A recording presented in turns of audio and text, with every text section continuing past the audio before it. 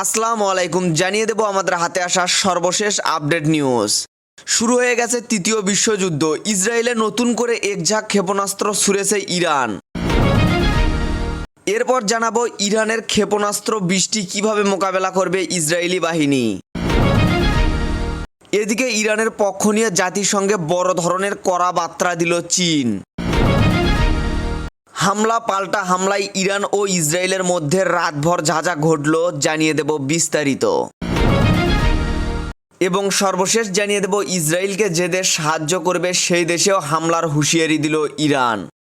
এতক্ষণ শুনছিলেন সংবাদ শিরোনাম, এবারে বিস্তারিত। তার আগে নতুন নতুন আপডেট নিউজ পেতে আমাদের চ্যানেলটি সাবস্ক্রাইব করে রাখুন। রাতভর হামলার পর কিছুক্ষণ বিরতি দিয়ে ইসরায়েলে আবারও ক্ষেপণাস্ত্র হামলা করেছে ইরান। এবার এক ঝাঁক ক্ষেপণাস্ত্র ইসরায়েলি ভূখণ্ডে প্রবেশ করেছে। দ্য টাইমস অব ইসরায়েলের শনিবার 14 জুন সকালে জানায় নতুন ক্ষেপণাস্ত্র হামলা শনাক্ত করেছে আইডিএফ। সেসব প্রতিহত করার চেষ্টা করছে তারা। আইডিএফ জানায় ইরান থেকে ইসরায়েলে ছোড়া ব্যালিস্টিক ক্ষেপণাস্ত্র হামলা শনাক্ত করা হয়েছে। আকাশ প্রতিরক্ষা ব্যবস্থা হুমকি প্রতিহত করার জন্য কাজ করছে। আগামী কয়েক মিনিটের মধ্যে দেশ জুড়ে সাইরেন বাজবে। পরবর্তী নির্দেশনা না দেওয়া পর্যন্ত বেসামরিক নাগরিকদের বোমা আশ্রয় কেন্দ্রে থাকার নির্দেশ দেওয়া হয়েছে। এদিকে ইরানেও হামলা অব্যাহত রেখেছে দখলদাররা। শনিবার 14 জুন ভোরে অত্যন্ত 2টি মিসাইল তেহরানের বিমানবন্দরে আঘাত হানে। জানা গেছে ইরানের রাজধানী তেহরানের মেহরাবাদ আন্তর্জাতিক বিমানবন্দরে বড় বিস্ফোরণ হয়েছে। এরপর সেখানে আগুন ধরে যায় এবং কালো ধোঁয়ায় আশপাশ আচ্ছন্ন হয়ে পড়ে। স্থানীয় মেহের নিউজ এজেন্সি এ নিয়ে প্রতিবেদন প্রকাশ করেছে। তারা বলেছে বিমানবন্দরে বড় ধরনের বিস্ফোরণ হয়েছে। পরিস্থিতি নিয়ন্ত্রণে ইরানের দেশপ্রেমিক সেনাবাহিনী কাজ করছে। সংবাদ মাধ্যম সিএনএনের একটি প্রতিবেদনে বলা হয়েছে ইসরায়েলের সামরিক বাহিনীর দাবি গতকাল শুক্রবার তারা ইরানের 2টি বিমান ঘাঁটিতে ক্ষেপণাস্ত্র ড্রোন হামলা ব্যবহার করে হামলা চালিয়েছে। হামলায় 2টি বিমান ঘাঁটি ধ্বংস হয়ে গেছে। এই 2টি বিমান ঘাঁটি হলো ইরানের পশ্চিম অঞ্চলের হামাদান বিমান ঘাঁটি ও উত্তর পশ্চিম অঞ্চলের তারবিজ বিমান ঘাঁটি। এর মধ্যে হামলায় তারবিজ বিমান ঘাঁটিটি ধ্বংস হয়ে গেছে। বলা হয়েছে ভূমি থেকে ভূমি উৎক্ষেপণ যোগ্য ক্ষেপণাস্ত্রের আঘাতে বিমান ঘাঁটি ধ্বংস করা হয়েছে। এই হামলার পাল্টায় তেল আবিব সহ ইসরায়েলের বিভিন্ন শহরে ইরান একের পর এক ক্ষেপণাস্ত্র হামলা চালিয়ে যাচ্ছে।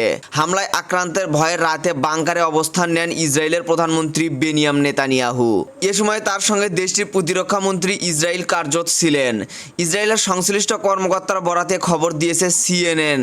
এই কর্মকর্তা সিএনএনকে বলেন ইরানের প্রতিশোধকমূলক ক্ষেপণাস্ত্র হামলা শুরুর পরপরই প্রধানমন্ত্রী বেনিয়ামিন নেতানিয়াহু একটি বাংকারে ঢুকে যান। সঙ্গী হন প্রতিরক্ষা মন্ত্রীরাও। তারা সেখানে বসে সামগ্রিক পরিস্থিতির জরুরি মূল্যায়ন করেন। বেশ কয়েকজন ইসরায়েলি মন্ত্রী ও প্রতিরক্ষা প্রতিষ্ঠানের প্রধানেরাও প্রধানমন্ত্রীর সঙ্গে জরুরি আলোচনায় অংশ নেন বলেও জানান এই কর্মকর্তা। ইরানের ক্ষেপণাস্ত্র হামলায় ক্ষতিগ্রস্ত একটি ভবনের সামনে জড়ো হন স্থানীয় লোকজন ও উদ্ধারকর্মীরা। ইরানের ক্ষেপণাস্ত্র হামলায় আহত একজন ইসরায়েলি নারীকে সরিয়ে দিতে দেখা যায়। ক্ষেপণাস্ত্র প্রতিহত করতে কাজ করছে বলে জানিয়েছে ইসরায়েলি সেনাবাহিনী। ইরানের উপর হামলা চালিয়ে ইসরায়েল আরেকটি লাল রেখা অতিক্রম করেছে বলে মন্তব্য করেছেন চীন। জাতিসংঘ নিরাপত্তা পরিষদের জরুরি বৈঠকে শুক্রবার 13 জুন চীনের প্রতিনিধি ফু কং একথা বলেন।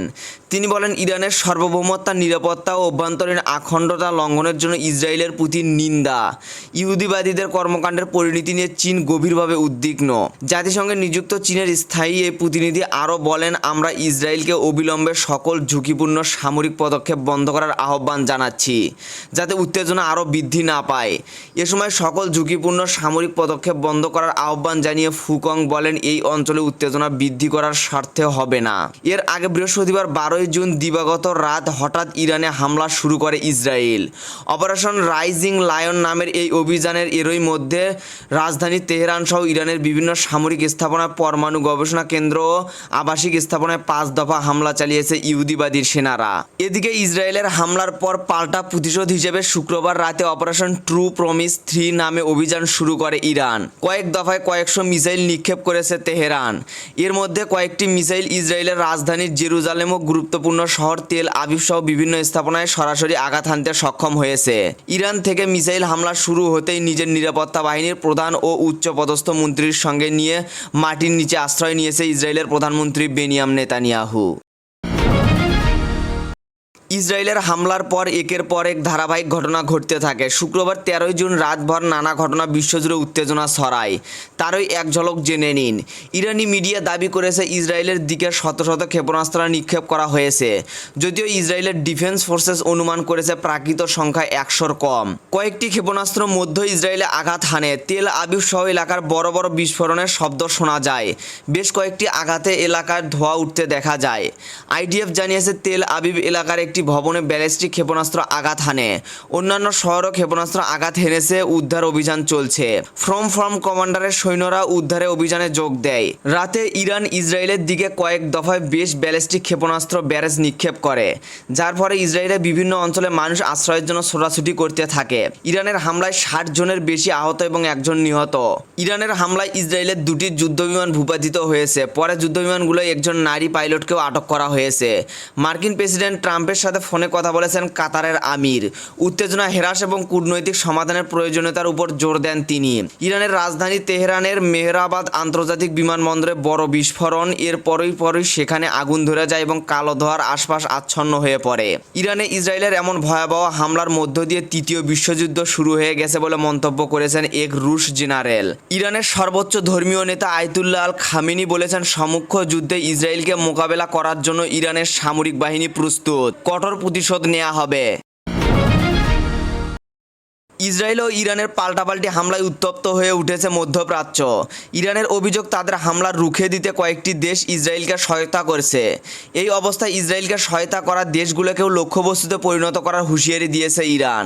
নাম প্রকাশে অনিচ্ছুক এক জ্যেষ্ঠ ইরানি কর্মকর্তা উদ্ধৃতি দিয়ে মার্কিন সংবাদ মাধ্যম সিএনএনকে জানিয়েছে যে যেসব দেশ ইসরায়েলকে রক্ষা করার চেষ্টা করবে সেসব দেশগুলোর আঞ্চলিক ঘাঁটিগুলোকে লক্ষ্যবস্তুতে পরিণত করা হবে। এই কর্মকর্তা বলেন, নিজেদের অস্তিত্ব রক্ষায় আন্তর্জাতিক আইনের অধীনে ইরানের চূড়ান্ত প্রতিক্রিয়া জানানোর অধিকার রয়েছে। তিনি বলেন, যে কোনো দেশ ইরানের অভিযানের বিরুদ্ধে ইসরায়েলকে রক্ষা করার চেষ্টা করবে তাদের আঞ্চলিক ঘাঁটি এবং অবস্থানগুলো লক্ষ্যবস্তুতে পরিণত হবে। এর আগে 2 ইসরায়েলি সূত্রের বরাত দিয়ে সিএনএন জানিয়েছে, ইসরায়েলি ভূখণ্ডে শুক্রবার সন্ধ্যায় ইরান থেকে উড়ে আসা ক্ষেপণাস্ত্র রুখে দিতে তেল আবিবকে সহায়তা করছে যুক্তরাষ্ট্র ও কয়েকটি দেশ। সংশ্লিষ্ট একটি সূত্রের বরাতে প্রতিবেদনে বলা হয়েছে, এর আগেও ইরানি হামলার মুখে ইসরায়েলের আকাশ প্রতিরক্ষা ব্যবস্থায় সহায়তা করছিল ওই অঞ্চলের বেশ কয়েকটি দেশ। এদিকে মার্কিন নাগরিক ঘাঁটি কিংবা অবকাঠামোর উপর হামলা হলে ইরানের জন্য ভয়াবহ পরিণতি অপেক্ষা করছে বলে হুঁশিয়ারি উচ্চারণ করেছে মার্কিন কর্মকর্তা ম্যাককয় পিট। জাতিসংঘ নিরাপত্তা পরিষদে তিনি বলেন, আমাদের সর্বোচ্চ অগ্রাধিকার হচ্ছে এই অঞ্চলের মার্কিন নাগরিক ও বাহিনীগুলোর নিরাপত্তা নিশ্চিত করা। যদি ইরান যুক্তরাষ্ট্রকে লক্ষ্যবস্তুতে পরিণত করে তবে এর পরিণতি হবে চরম। এদিকে ইরানের হামলার পর ইসরায়েলের প্রধানমন্ত্রী বেনিয়ামিন নেতানিয়াহু ডোনাল্ড ট্রাম্প ও ভ্লাদিমির পুতিনের সঙ্গে কথা বলেছেন। ইসরায়েলের প্রধানমন্ত্রীর কার্যালয় এক বিবৃতিতে তথ্য জানায় খবর আল জাজিরা ও রাইটার্স। ইসরায়েলের প্রধানমন্ত্রীর কার্যালয় বলেছে, মার্কিন ও রুশ নেতৃত্বের ইরানের ধ্বংসাত্মক হুমকির বিরুদ্ধে আত্মরক্ষার ক্ষেত্রে ইসরায়েলের অধিকারের স্বীকৃতি ও গুরুত্ব দিয়েছেন। এদিকে ইরানের শতাধিক ক্ষেপণাস্ত্র হামলায় ইসরায়েলের ব্যাপক ক্ষয়ক্ষতি হয়েছে। বিষয়টি ইসরায়েলি কর্তৃপক্ষ স্বীকার করে বলেছে, নতুন করে ইরান থেকে ক্ষেপণাস্ত্র ছোড়া হচ্ছে। সেসব প্রতিহত এবং হতাহতের উদ্ধারে তারা কাজ করছে।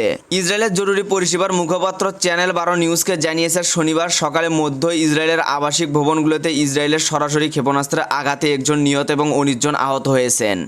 তিনি আরও বলেন, আহতদের মধ্যে 3 জন গুরুতর আহত এবং বাকিদের সামান্য আঘাত রয়েছে। এখন এই পর্যন্তই ছিল। পরবর্তী আপডেট নিউজ জানতে আমাদের চ্যানেলের সাথেই থাকুন। ধন্যবাদ।